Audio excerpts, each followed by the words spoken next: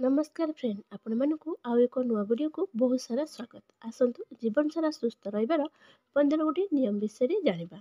महिला मानकर मासिक ऋतुस्राव डेरी रे आसीबा, पिठिरे जंत्रणा हेबा, मासिक ऋतुस्राव शीघ्र आसीबा आदि पई आपण 1 चामच हळदी को क्षीर रे मिसेइकी पियंतु।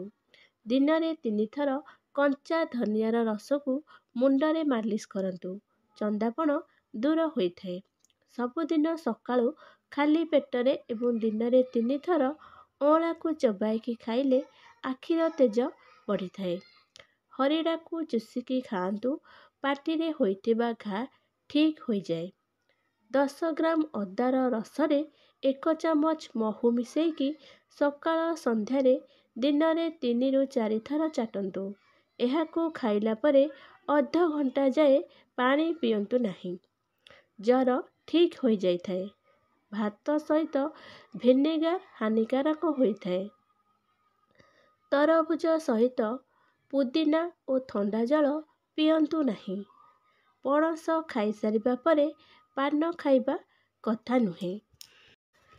जदि चुटी झड़ू थाए ताहाले 100 ग्राम नड़िया तेल सहित 10 ग्राम देसी कर्पूर मिसेइकी चुटी मूଳରେ लगांतु। चुटी झड़िबा बंद होई जिवो। अध कपाल मुंड बिंधा हेउथिले जो पट फाळ बिंधा हेउथिबो सेही पट नाकरे 2 ରୁ 3 बुंदा सोरिष तेल जोरे सुंगंतु। दिन में 8 ରୁ 12 ग्लास पानी धीरे धीरे करी निहाती पियंतु। जो मानकर कोष्ठकाठिन्य समस्या रही संध्या समय रे अमृतभंडा खाआंतु। रात्रि समय दही, राजमा, साग, भात आदि खाआंतु नहीं।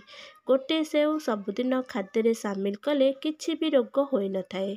नाभि रे सोरिष तेल लगेइले व्रण और सबु दाग ठीक हो जाए थाए। आपण मानकु ए वीडियोटी किपरि लागला आपण माने निश्चय मते कमेंट करी जणाइबे। रहिले जय जगन्नाथ।